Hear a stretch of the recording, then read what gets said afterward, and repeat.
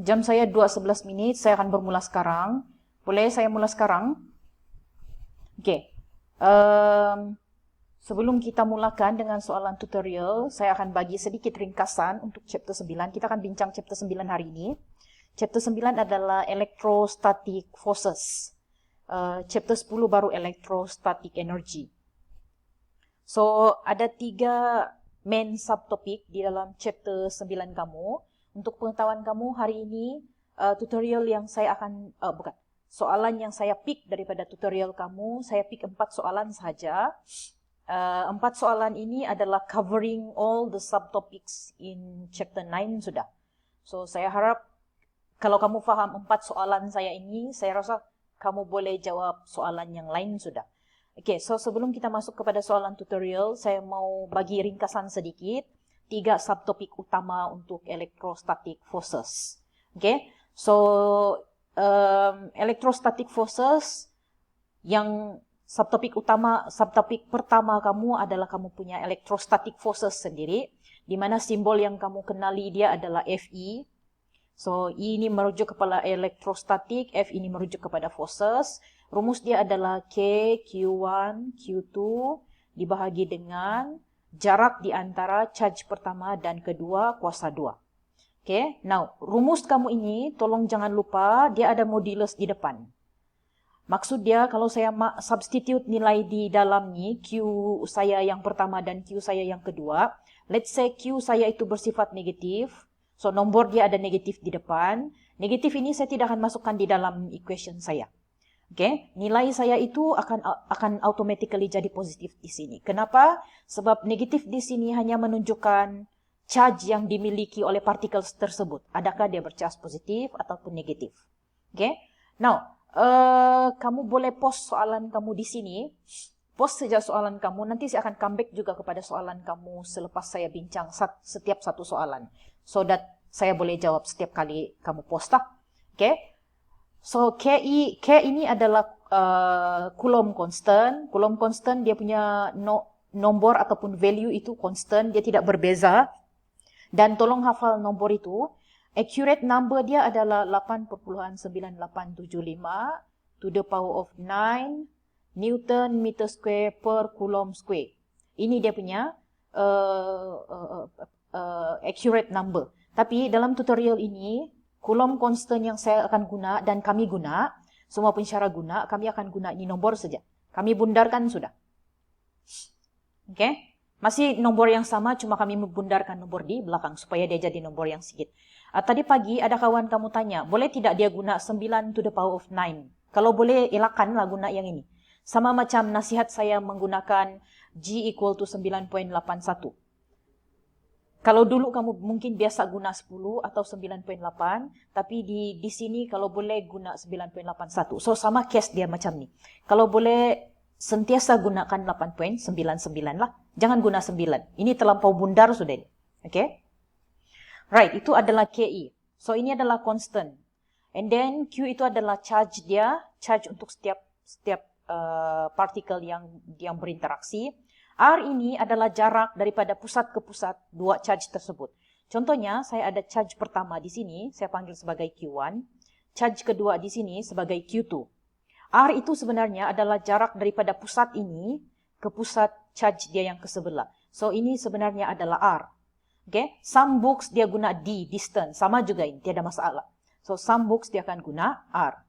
Definisi R ini sama macam dalam gravitational forces. Kalau kamu masih ingat, rumus gravitational forces, dia punya rumus adalah G, M1, M2 dibahagi dengan R12 kuasa 2.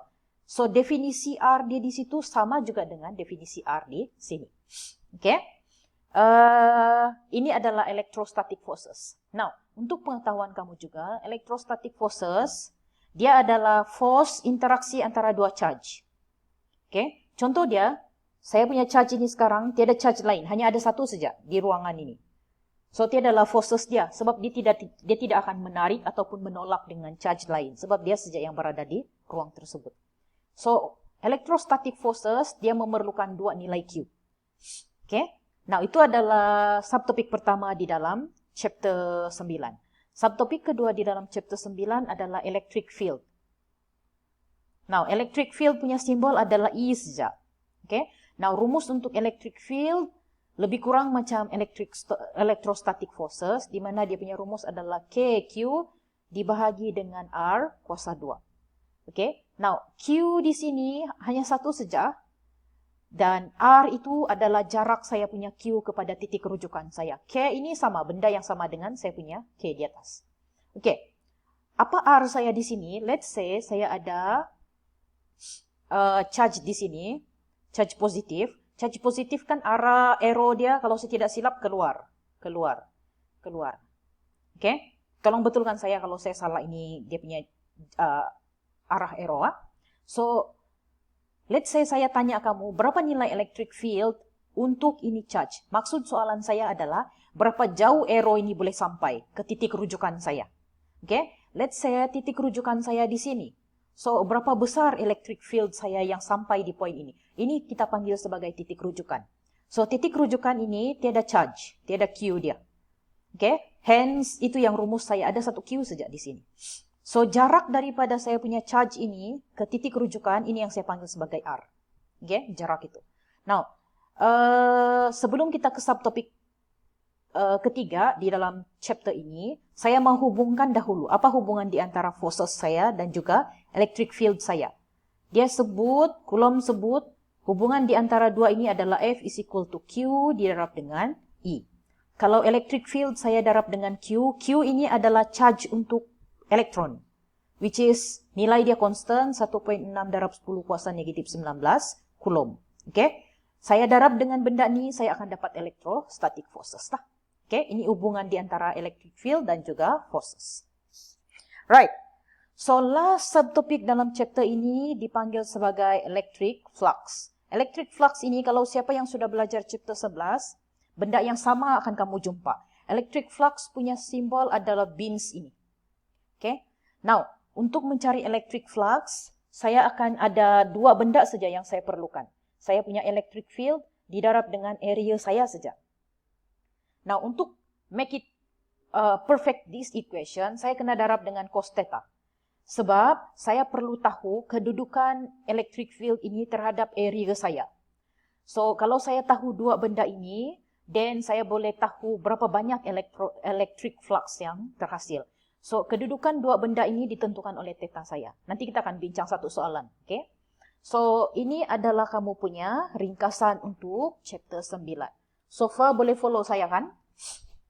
Ada apa-apa soalan setakat ni? Tiada.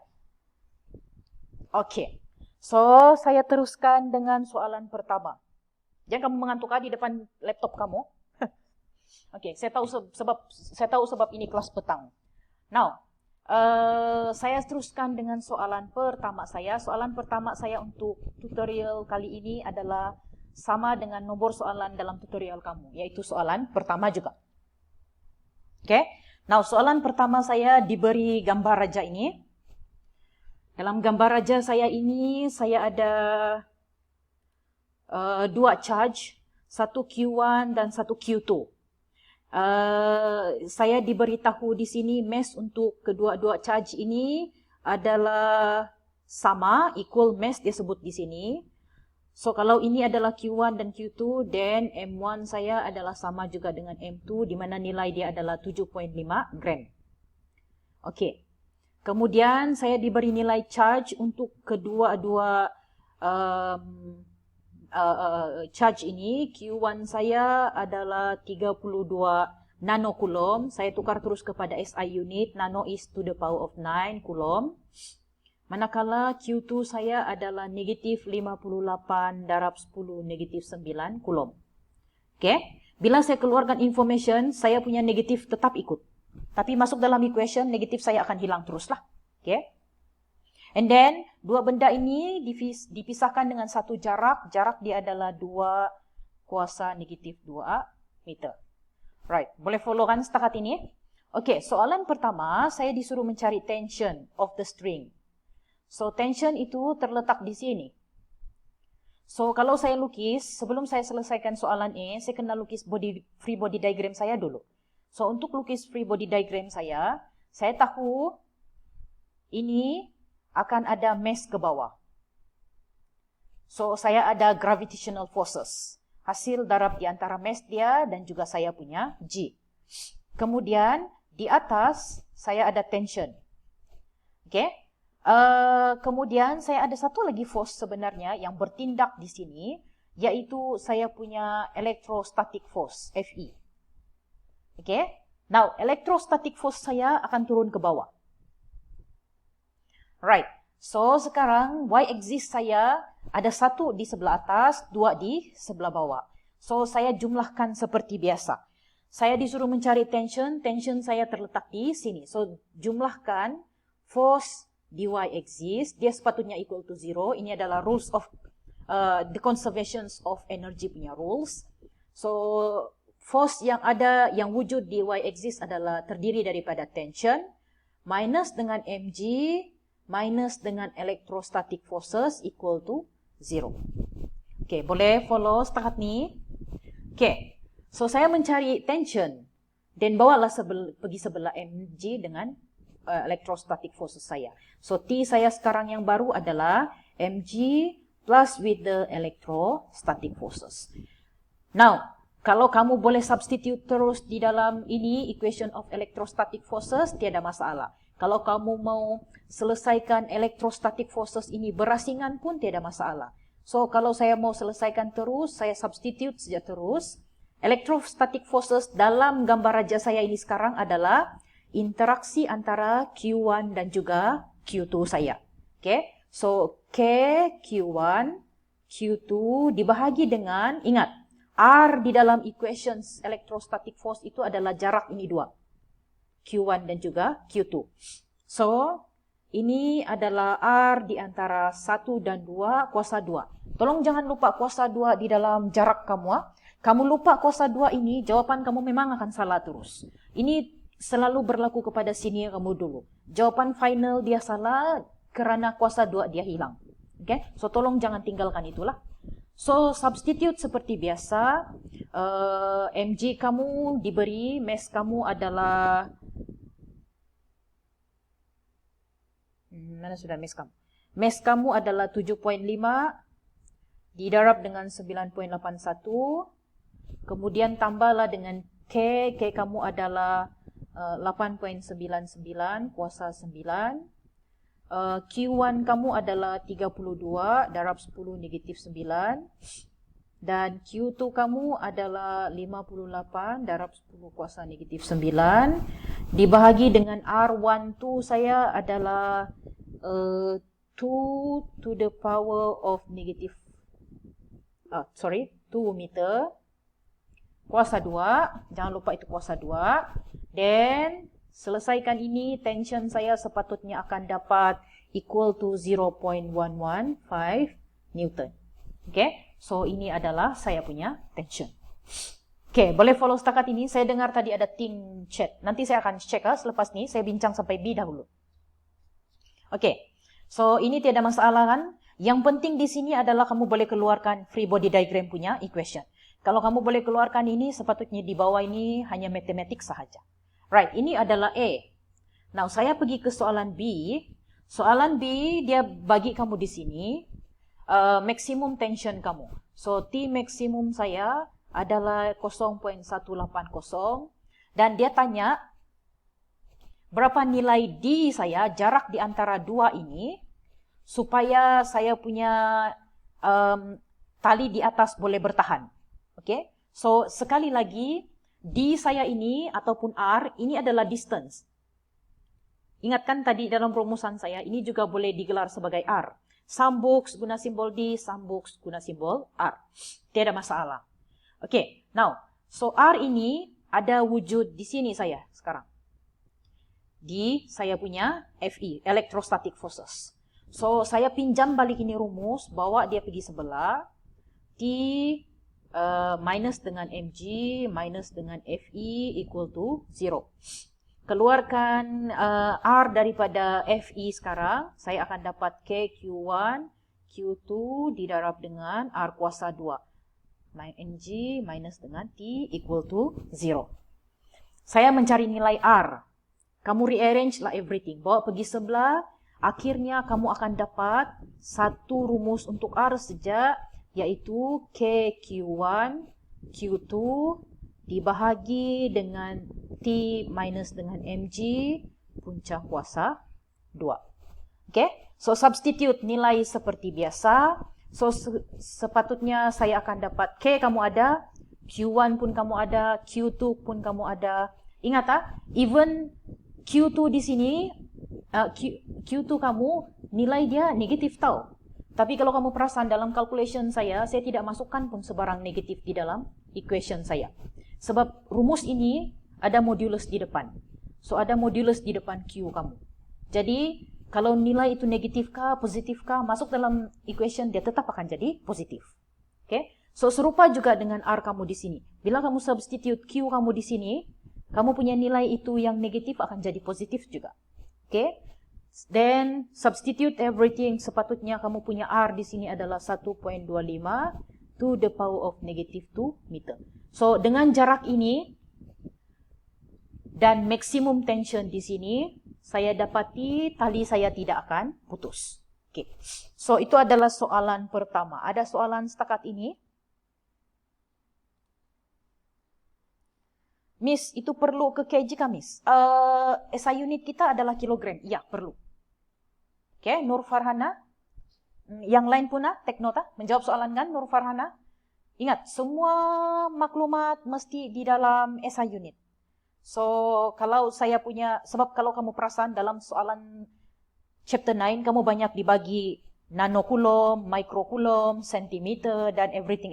Sebab nilai charge sangat kecil. Itu yang kita guna berbeza daripada SI unit. So, tukar siap-siap. Oke, menjawab soalan kan, Farhana? Ada soalan lagi? Oke, so kalau tiada soalan setakat ini, saya teruskan dengan soalan kedua.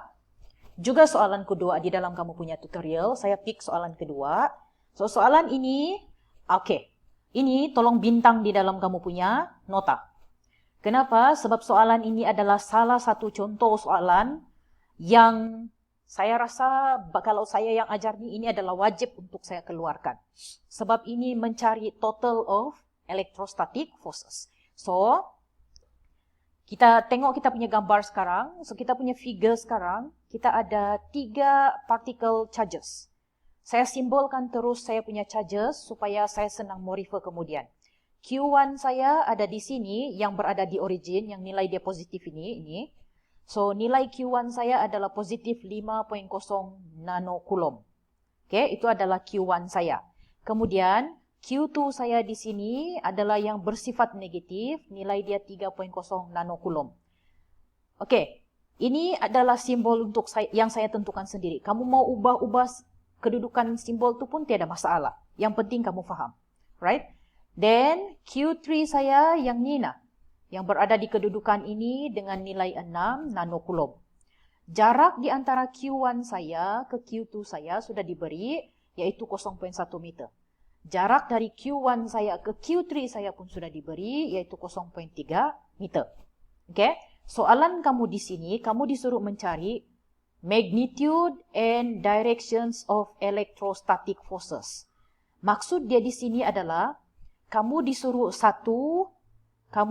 mencari Fnet untuk interaksi ini, dan 2, kamu disuruh mencari theta, angle, di mana kedudukan resultant force itu tadi. Okay? Now, di mana titik utama saya sekarang, titik rujukan saya adalah this one, ayat seterusnya. On the charge at the origin. Ini adalah perkataan ataupun key point paling penting. Apa maksud ayat terakhir ini? Ini maksud dia, mata kamu sekarang kan di sini. Nih, yang Nina, yang positif 5 nanokulom. So, yang saya perlu cari interaksi electrostatic forces yang saya perlu cari adalah di antara Q1 dan Q3 dan di antara Q1 dan juga Q2. Perlu saya cari Q2 dan Q3? Tidak perlu. Kenapa? Sebab ini, perkataan ini. To the origin saja. Maksud dia di origin saja yang saya perlu kisah. Yang lain saya tidak kisah. Kalau of course di real life, the negative 3 nanokulom dan positive 6 itu dia akan berinteraksi. Tapi dalam case ini saya tidak mau kira pun dia. Sebab saya punya titik utama hanya di origin sahaja. Oke, boleh follow kan setakat ini? Oke, ini kamu kena faham, soalan yang ini kamu kena faham. Di mana saya punya titik rujukan. Oke, macam mana saya mau dapatkan nilai Fnet? Fnet saya, kalau saya lukis atau sketch gambar ini sekarang, graf ini dengan ringkas, saya sebenarnya dapat satu segitiga. Betul? Sini x-axis saya, di mana sini adalah kedudukan Q3 saya. Di sini y-axis saya, di mana di sini adalah kedudukan Q2 saya. Dan ini origin saya, ini kedudukan Q1 saya. So, as I said before, saya hanya perlu cari force di sini yang saya namakan sebagai F13. Satu lagi yang saya perlu cari adalah yang berada di sini, di bawah ini, di mana nama dia adalah 12. Jadi kalau by logic sebenarnya, resultant untuk segitiga ini berada di sini, hypotenuse. Ini mathematics punya rules. Okay? So, ini adalah resultant saya. Now, resultant ini untuk dapatkan nilai yang berada di sini atau panjang yang berada di sini, saya kena guna teorem Pythagoras. Saya harap kamu masih ingat teorem Pythagoras. Okay? So, teorem Pythagoras sebut Fx jumlah f dx axis kuasa 2 tambah jumlah f dy axis kuasa 2, punca kuasa 2 kamu akan dapat Fnet. Oke, boleh follow setakat ni? Right? So, itu adalah Fnet. Sekarang, untuk cari kedudukan pula, saya kena guna ini rumus. Ini sangat-sangat popular punya rumus. Fy dibahagi dengan penjumlahan di x-axis. Oke, saya mau dapatkan theta, bawalah tangent ke sebelah. Oke, saya akan datang kemudian ke B saya. Saya selesaikan A saya dahulu. So, untuk dapatkan nilai A, saya kena ada jumlah force di x-axis dan jumlah force di y-axis. Oke, so saya kena keluar satu-satu. Di x-axis, saya hanya ada satu force saja yang terlibat di sini. Kalau kamu perasan, saya ada satu force saja. Saya guna warna lain supaya kamu boleh nampak. Kalau kamu perasan, di x-axis saya hanya ada satu interaksi saja. Di antara saya punya Q1 dan juga saya punya Q3 saja. Sini saja. Oke, hence, saya punya jumlah force di x-axis hanyalah ada datang daripada F13 sahaja. Oke, setakat ni boleh follow kan? So, seperti biasa, saya guna rumus yang sama untuk forces. Sepatutnya rumus saya adalah Q1 dan juga Q3 ya. Dia bukan Q2. Dibahagi dengan jarak di antara 1 dan 3 adalah R13 kuasa 2. So, substitute lah benda ni, nilai ni. So, kamu akan dapat 8.99 kuasa 9. Didarab dengan Q1 kamu adalah 5 to the power of negative 9. Saya sudah tukar siap-siap. Didarab lagi dengan, saya punya Q3 saya adalah 6 darab 10 kuasa negatif 9. Dibahagi dengan jarak di antara dua ni adalah ni nah. 0.3 meter. 0.3 kuasa 2 kan. So, kalau kamu tekan kalkulator, kamu akan dapat jawapan 3 darab 10 kuasa negatif 6 Newton. Ini baru di x-axis. Sekarang saya pergi di y-axis. Okay? Now, di y-axis saya, penjumlahan F di y-axis saya, hanya ada satu saja juga interaksi. Kalau kamu tengok, ini saja pun sebenarnya saya punya y-axis, force yang wujud di y-axis saya. Di mana dia adalah interaksi di antara charge pertama dan juga charge kedua. So, F1, 2. So, kerja yang sama sekali lagi, saya akan gunakan Q1, Q2 dibahagi dengan R12 kuasa 2. Substitute sekali lagi, kamu akan dapat macam ni. Q1 saya 5 kuasa negatif 9. Q2 saya adalah 3 darab 10 negatif 9. Dia bercas negatif, tapi sebab saya ada modulus, saya tidak masukkan negatif. Bahagi dengan jarak di antara dua ini adalah 0.1 meter. So, 0.1 meter kuasa 2. Kamu tekan kalkulator, kamu akan dapat jawapan 1.35 darab 10 negatif 5 Newton. Okey, ini di y-axis. Saya berhenti di sini? Tidak. Saya kena selesaikan ni nak. Ini. Rumus yang panjang. Baru saya dapat Fnet saya. So, untuk cari Fnet saya, substitute lah sekali lagi. X-axis kamu 3 darab 10 negatif 6 kuasa 2. tambah 1.35 kuasa negatif 5 kuasa 2 punca kuasa 2. Jangan lupa itu punca kuasa 2 sebab ini teorem Pythagoras. So kamu akan dapat F net kamu 1.38 darab 10 negatif 5 Newton. Oke, boleh follow setakat ini. Saya punya penyelesaian. Boleh bahkan? Oke, saya sampai di sini. Saya tidak berakhir di sini. Kalau contohnya ini soalan, kamu diberi 5 marka kan? 1 marka kamu baru dapat di sini. 2 marka kamu dapat di sini. 3 marka kamu dapat di sini. 1 marka kamu lagi dapat di sini. Dan mana 1 marka kamu lagi? Oh, sorry. 1 marka di sini, 1 marka di sini, 2 marka di sini, 1 marka lagi di kamu punya final sekali, which is directions kamu. So, untuk dapatkan nilai direction, substitute lah di dalam rumus B saya. So, theta saya equal to tangent, ingat Y dibahagi X. Jangan X kamu dibahagi dengan Y. So, 1.35 darab 10 negatif 5 Newton, bahagi 3 darab 10 negatif 6 Newton. Saya dapat theta saya sepatutnya 77,5 degree. Oke, ada soalan setakat ini? Now, perkara seterusnya dalam soalan ini yang saya mau kamu tahu, tidak semestinya akan ditanya di dalam Dewan Exam. Tetapi, kalau kamu tahu benda ini adalah bonus untuk kamu lah. Oke? Soalan ini jarang ditanya, tapi tidak mustahil untuk ditanya di dalam Dewan Exam. Now, apa soalan ini? Soalan ini adalah minta kamu sketch di mana sebenarnya kedudukan F net ini di dalam gambar raja yang diberi untuk kamu. So, kalau saya lukis dia sebenarnya, saya lukis dia baru di sini. Saya kena padam yang ini dulu. Ya, Pak.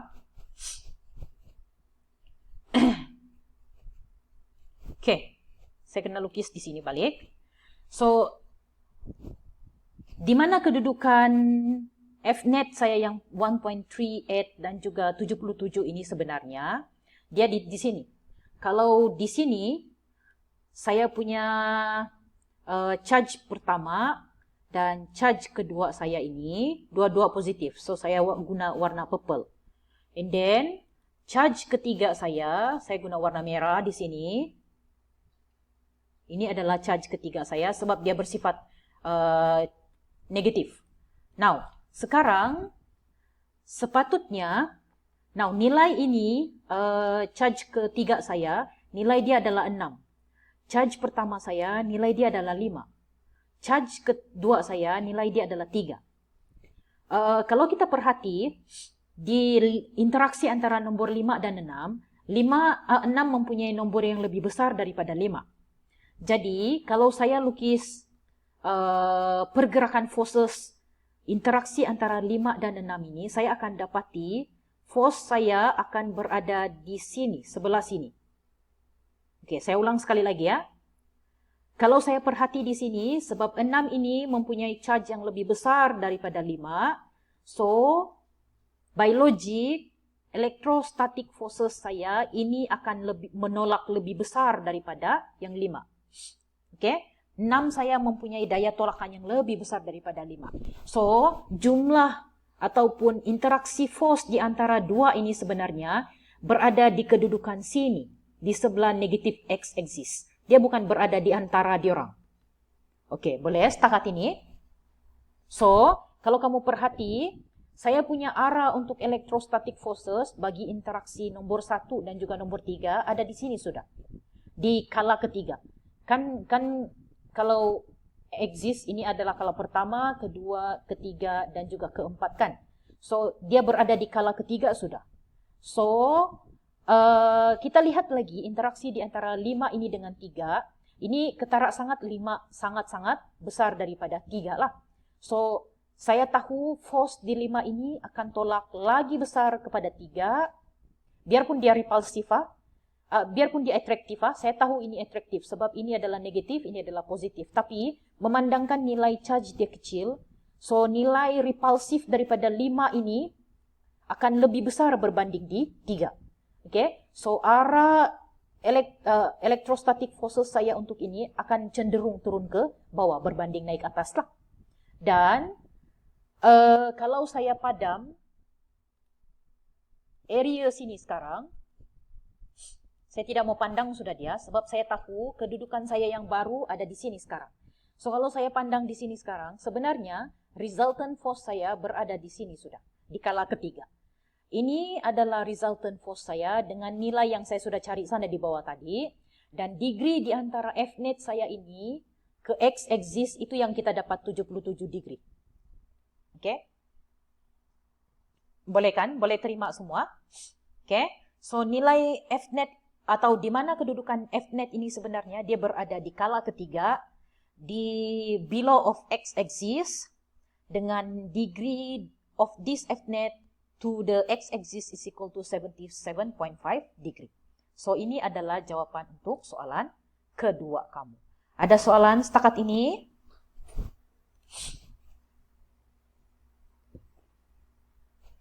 Apa itu? Oh, saya sudah jawab kan? Pasal gram dan kilogram? Oke, so ada soalan untuk ada query untuk soalan kedua. Faham bahkan? Saya mau emphasize ya, part ini. Benda ni adalah bonus kalau kamu tahu. Oke? Kalau contohnya soalan kamu, dia bagi kamu 5 marka. So soalan terakhir dia selalu akan sebut tentang sketching. So dia suruh kamu sketch. Di mana kedudukan sebenarnya Fnet kamu ini? So sketching kamu, jawaban dia adalah seperti inilah. Macam yang saya buat sekarang. Oke, ada soalan setakat ni. Right. So, tiada soalan. Saya teruskan ke soalan ketiga kalau tiada soalan. Kenapa macam saya dengan Farhana saja berceritanya? Yang lain ni? Oh, sebab saya ada 3 orang setiap pula kelas. Okay. Now, saya teruskan dengan soalan seterusnya. Soalan ketiga yang saya mau bincang adalah soalan nombor 7. Okay. Soalan nombor 7 ini saya mau bincang sebab electric field. Ini adalah salah satu contoh electric field. Kenapa saya pick untuk soalan ini? Sebab soalan ini pernah keluar final exam kalau saya tidak silap 2 batch lalu. So itu yang saya pick ini sekali lagi lah untuk bincang. Now, soalan kedua, kamu diberi gambar raja ini sekarang. Saya ada charge pertama, ini saya panggil Q1, dengan nilai dia adalah negative 2.5 microcoulomb. Dan charge kedua saya adalah 6.0 microcoulomb. So, microcoulomb itu kamu tukarlah siap-siap, tidak masalah. Kamu tidak mau tukar, kamu tukar kemudian pun tidak masalah sebenarnya. Nah, jarak di antara dua ini pun kamu diberi 1.0 meter. Sekarang kamu disuruh, sebenarnya kehendak soalan ini, kamu disuruh menentukan satu poin. Poin itu yang kita panggil sebagai titik rujukan. Okay? Satu poin, di mana poin itu, pada poin itu, jumlah electric field di pertama dan jumlah di electric field di kedua adalah sama nilai. So, kalau saya tambah ini dua-dua kan, dia akan equal to 0. So, penjumlahan electric field untuk case ini akan jadi 0. Kenapa 0? Sebab electric field pertama akan bersifat negatif, electric field kedua akan bersifat positif. Memandangkan ini mempunyai nilai yang sama, contoh negatif X dan positif X, kalau saya tambah ini dua-dua, dia akan membawa kepada 0. Itu yang maksud dia soalan kamu. So, kamu disuruh mencari di mana sebenarnya kedudukan poin itu yang tiada charge, nilai dia tiada charge, poin itu sekarang dalam garis lurus ini, di mana kedudukan itu supaya I1 saya sama dengan I2 saya.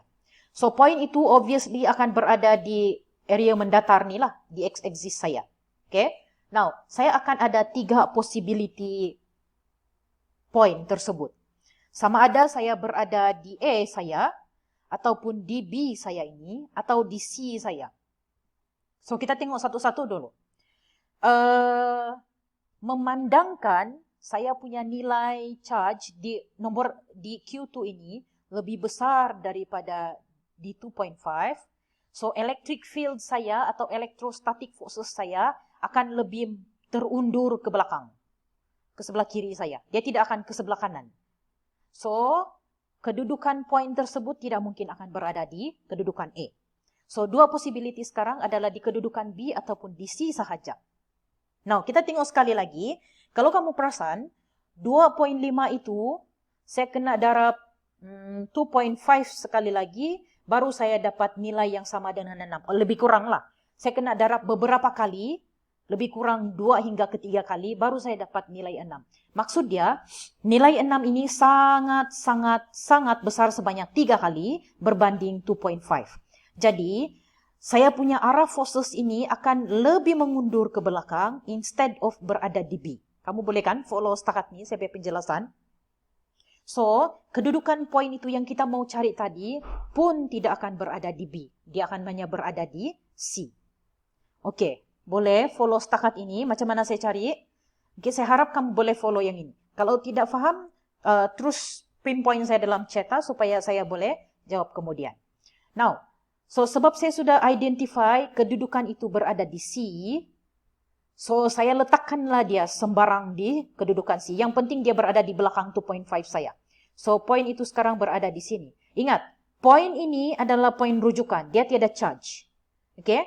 Dan saya labelkan jarak saya punya poin ini ke Q1 saya equal to X. Saya tidak tahu. Itu yang saya mau cari sebenarnya. Okay? Yang saya mau cari ini adalah X sebenarnya.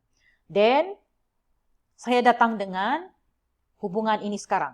Hubungan ini saya sudah tahu tadi, E1 equal to E2. And then, electric field punya rumus adalah KQ1 dibahagi dengan R kuasa 2 equal to KQ2 dibahagi dengan R kuasa 2. Okey, kita bercerita tentang R dulu sini. Sebab ini tiada masalah. K tiada masalah, Q tiada masalah sebab ada nilai. Q2 pun tiada masalah sebab ada nilai. Sekarang kita bercerita tentang jarak daripada Q1 ini ke titik poin. Ingat R dalam equation electric field kamu adalah merujuk kepada jarak daripada Q1 ini ke titik rujukan kamu. Okey? So, R yang pertama ini, untuk yang pertama ini, R yang pertama saya boleh labelkan R itu adalah jarak daripada Q1 ke titik rujukan saya yang saya panggil sebagai X. Okey? Kalau saya masukkan dia punya nilai terus, R1 to the X itu adalah equal to X kuasa 2. Okey? Sebab saya sudah labelkan di sini, jarak daripada kedudukan saya ini yang saya label sebagai X kepada Q1 saya adalah X sahaja. Okey? Now, and then, bagi Q2 pula, R saya di sini adalah merujuk kepada jarak Q2 kepada titik rujukan saya yaitu X. So, kalau kamu lihat, jarak 2 kepada X adalah equal to 1 meter plus with X kuasa 2. Ini nah, 1 meter campur dengan X, barulah sampai saya punya 6 mikrokulom. Okey, boleh follow yang ini?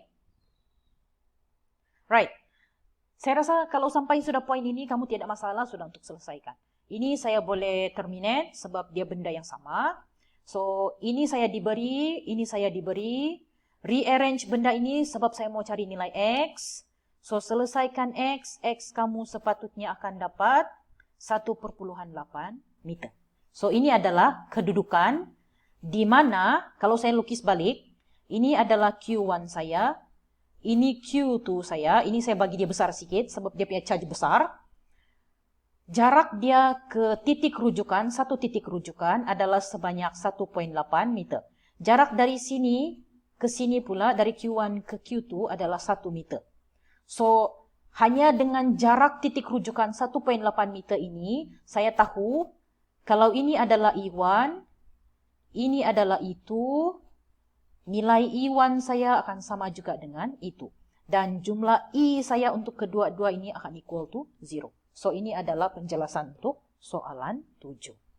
Okey, ada soalan setakat ini. Ada soalan? Semua faham untuk soalan 7? Okey. Boleh bahkan saya teruskan kalau macam tu? Alright. So, saya teruskan dengan soalan terakhir yang saya mau bincang pagi petang ni. This one. Ini adalah electric flux. Ingat, kamu faham macam mana guna ini? Rumus electric field di sini, kamu faham lah macam mana cari electric field. Okay?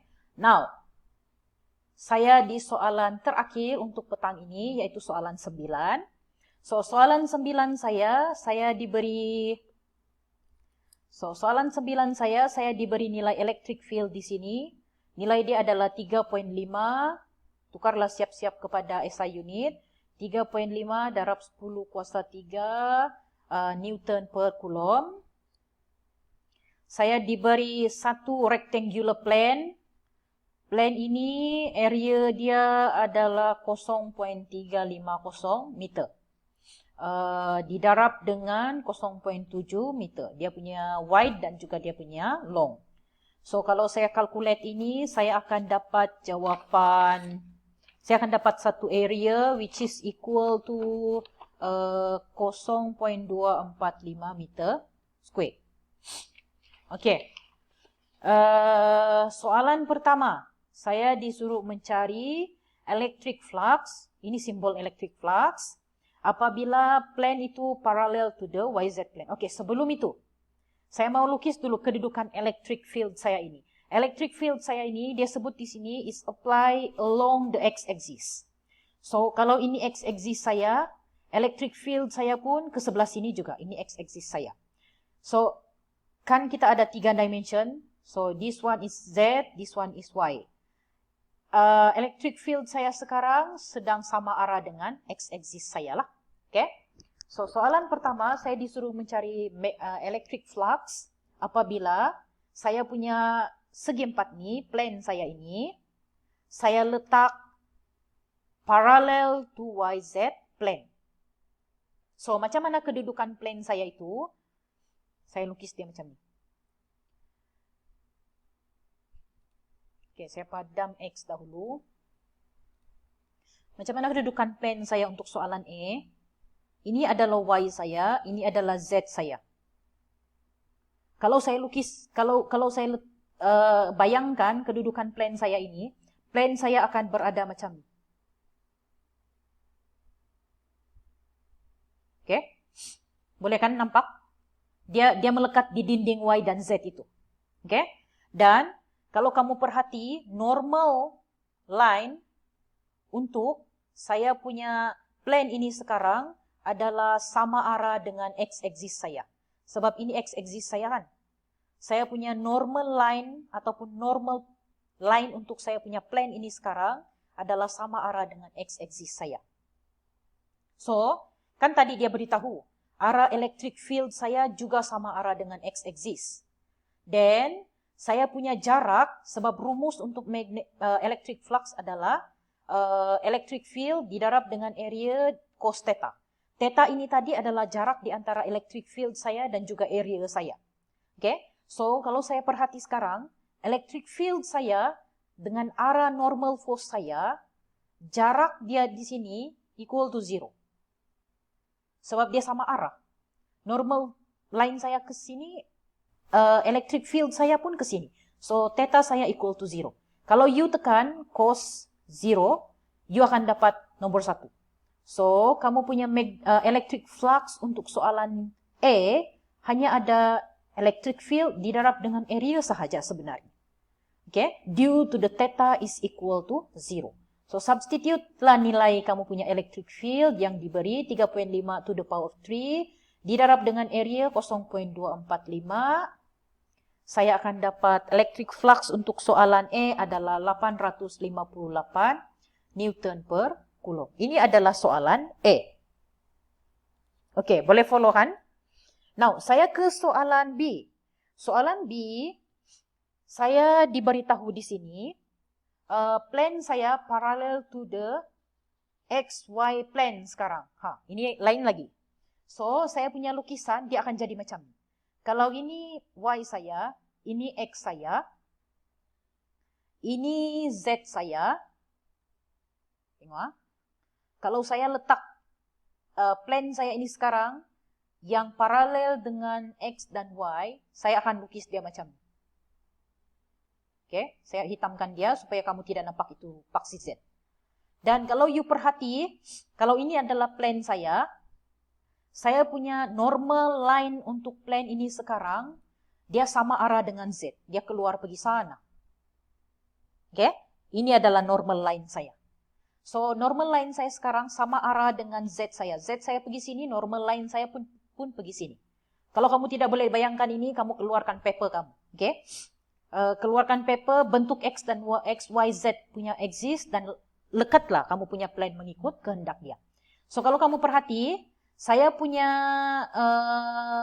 electric field, dia berada sama exist dengan saya punya X.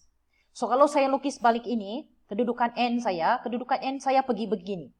Kedudukan X saya macam begini. Ini adalah normal line saya, ini adalah X-axis saya. Degree di antara dua ini adalah 90 degree. Kalau you tekan cos 90 degree, kamu akan dapat 0. Jadi, electric flux saya automatic equal to 0. Sebab even saya ada I, saya ada E, saya darab dengan 0, saya tetap akan dapat 0. So, itu adalah soalan B. Oke, boleh kan? Now, last sekali, soalan C. Soalan C agak senang di sini, sebab you direct guna equation, sebab kamu diberi nilai theta. Ini memang senang lah. So, kamu punya electric flux akan IE didarab dengan cos 40 degree. Direct masuk saja. Sebab ini kamu tidak payah membayang, sebab dia memang ada degree. Jadi, obviously dia akan ada nilai lah. So, untuk jawapan C, kamu akan dapat 657 Newton meter square per Coulomb. Oke, itu adalah soalan untuk nomor 9.